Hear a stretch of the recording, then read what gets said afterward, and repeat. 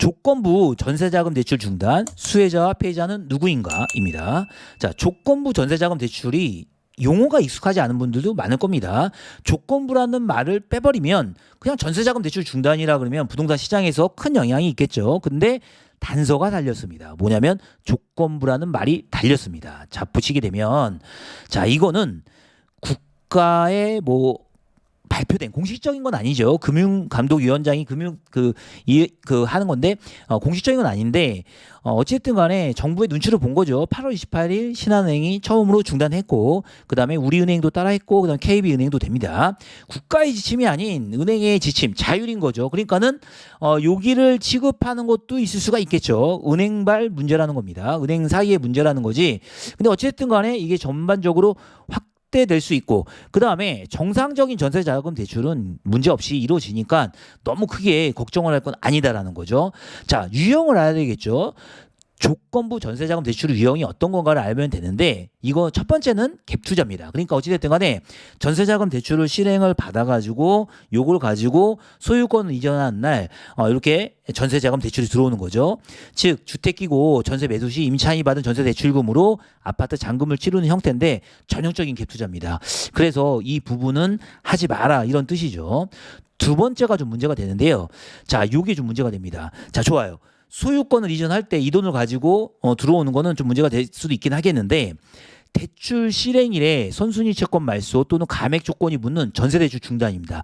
이 부분이 좀 가장 어떻게 보면 타격이 있을 수가 있습니다. 왜 그러면 어찌됐든 간에 대출 전세자금을 받아가지고 이런 거 많이 하거든요. 아까 1번 같은 건 갭투자들이 많이 하는 거지, 갭투자로서 많이 하는데 보통 같은 경우는 근저당이 있단 말이죠. 그냥 정상적으로 내가 살고도 있다고 소유주택에 근저당이 있단 말이죠. 그런데 어쨌든 나는 좀 빠져주고 세입자 돈을 받아가지고 전세를 얻어가지고 뭐 근저당을 갚는다던가 또 경매에서 낙찰을 받은 후에 대출을 익힌 다음에 근저당을 설정해 놓고 이렇게 세입자를 받는단 말이죠. 이렇게 받을 때 문제가 되고 청약이 1번에 해당할 수도 있고 2번에 해당할 수도 있는데 저는 그냥 청약을 2번이라고 했습니다. 그래서 어차피 당첨되면 소유권자라고 생각돼서 어찌됐든 간에 2번으로 해가지고 소유권자로 봐가지고 보통 청약 마지막 30% 정도는 전세금을 받아가지고 잔금이 부족할 때는 이 잔금을 치르는 거죠. 그래가지고 소유권을 이전하는 경우가 이런 부분인데 이런 부분이 가장 우려스러울 겁니다. 그래서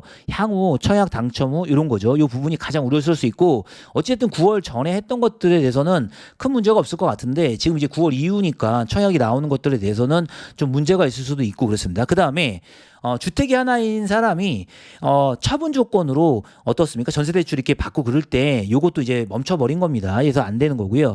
그 다음에 신탁 등기를 많이 합니다. 그래서 보시게 되면 경매에서 이거 많이 하게 되죠. 어쨌든 간에 사업자 대출 내가지고 신탁으로 해가지고 이렇게 세입자 받는 경우인데 자, 이게 모든 데서 맡겼다는 건 아닙니다. 모든 은행은 아니고 일단 신한은행은 취급 안 하겠다는 겁니다. 그래서 모든 은행이 나오면 좀 예외가 있기 때문에 안 되고 신한은행만 지침이죠. 제가 이 모든 지금 조건부 전세자금 대출은 예외가 있을 수 있습니다. 그러니까 뚫어보면 얼마든지 뚫을 수 있는 부분이 있어서 크게 우려하실 건 아닌데 어쨌든 간에 자, 첫 번째 같은 경우는 어떻게 해야 되느냐.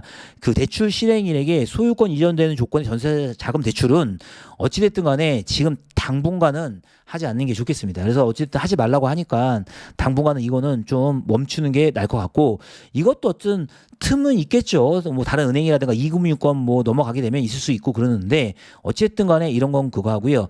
그 다음에 두 번째가 문제입니다. 두 번째가 문제인데 자, 좀 이 바람은 뭐냐면 두 번째 지금 뭐냐면 기존 소유권에서 들어와가지고 청약 같은 경우에서 뭐랄까요 잔금 30이 부족할 때 이런 걸로 전세에 맞춰가지고 잔금을 메꾸는 형태인데 이런 것만큼은 정말 문제 없게 해주었으면 좋겠습니다. 청약받은 사람이 투기꾼이 아니잖아요. 자금이 좀 부족한 거고 또 청약 제도라는 것 자체가 완벽하게 자금을 갖고 들어오라는 것도 규정해 놓은 것도 아니잖아요. 그러니까 어찌됐든 간에 그 대출금을 활용을 하고 전세로 활용해 가지고 들어오는 부분이 이 사람들은 투기꾼이 아닙니다. 이 사람 투기꾼이 아니어서 어찌됐든 간에 이 부분은 좀 명확하게 해가지고 은행권에서 요 부분만큼은 좀 잘 구제를 해가지고 아무 문제 없이 해줘야지. 안 그러면 정말 짜증납니다. 예, 그렇게 되고요. 그 다음에 경매 부분입니다. 경매 부분인데 이 부분도 회피할 부분들이 있어요. 보면 경매 같은 경우는 일단 낙찰을 받은 다음에 근저당이 들어오죠. 이거 다 자기 부분 하는 거 아니니까 대출을 받아서 어쨌든 들어오면 세입자를 맞춰가지고 이렇게 들어오게 되죠. 그런데 어찌됐든 간에 세입자가 전세자금 대출을 못 받는 경우가 된단 말이죠. 그럼 이 부분이 뭐가 문제가 되냐면 이때 좋은 지역과 안 좋은 지역이 나뉘게 되는 거예요. 이게 무슨 소리냐? 그냥 전세자금 대출을 안 받는 세입자 드리면 되잖아요. 단순하게. 또는 뭐 월세라든가 뭐 이런 쪽으로 갈 수도 있는데 그런 지역은 우수한 지역이 가능하겠죠. 따져보게 되면 마포, 성동 모르겠습니다. 강남이라든가 또 금액이 너무 커서 어찌지 모르겠지만 우수 지역은 굳이 현금 있는 세입자가 들어올 수도 있고 대출 안 받는 세입자가 들어올 수도 있잖아요. 얼마든지.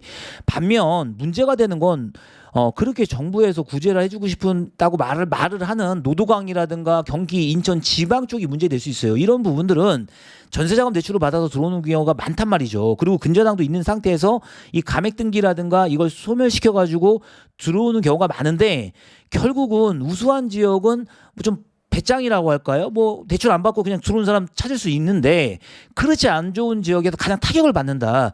이 부분이 좀 안타깝게 되는 거죠.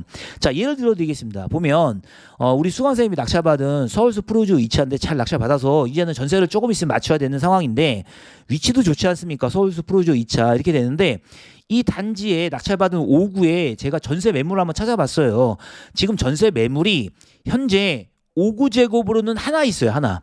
그러니까는 5구 제곱으로 하나 있는데 8억이란 말이죠. 그러면 전세가를 조금만 낮춰서 뭐 8억이 지금 매물이 나와 있으면 8억 5천 정도로 맞춰가지고 현금 가진 자를 찾는다? 못 찾을까요? 제가 보기엔 충분히 찾을 수 있다고 봅니다. 그래서 어찌됐든 간에 상급지 같은 경우는 여러 가지 경우의 수에서 좀 안전할 수 있는데 반면에 하급지 같은 경우는 좀 타격이 많이 입을 수 있겠죠.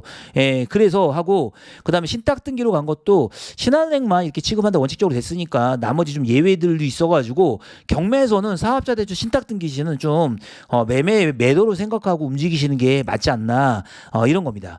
자, 그다음에 이 논의되는 것이 어찌됐든 간에 은행 지침이어서 이 금융권에는 좀 길이 있으니까 뭐 당장은 좀 어떻게 흘러가는지 좀 지켜봐야겠죠. 이게 무슨 국가가 바로 시행하고 그런 게 아니니까. 또 그리고 전세를 아예 없애는 게 아니고 조건부 전세자금 대출 제한이 들어오는 거니까. 그러니까 은행권에서 자율적인 거라는 걸 꼭 명심해 두셔야 됩니다. 그래서 자, 조건부 전세자금 대출 중단, 수혜자 피해자는 누구냐? 만일에 뭐 정말 전 은행 쪽으로 시행된다면 결국 우수지역 상급지는 생각보다 타격이 덜하고 버틸 수가 있는데 하급지 타격은 불가피합니다. 불가피해요. 그래서 너무 안타깝습니다. 그래서 이런 정책들이 결국은 누구 쪽으로 들어가냐면 약간 하급지라든가 좀 없는 이게 자본력이 부족한 사람들한테 계속 이런 쪽으로 영향을 미쳐서 오히려 경기도라든가 인천 지방 쪽에 부동산 시장에 침체가 우려된다. 뭐 이런 쪽으로 해가지고 매우 걱정스러운 마음으로 한번 영상을 만들어봤습니다. 예, 감사합니다.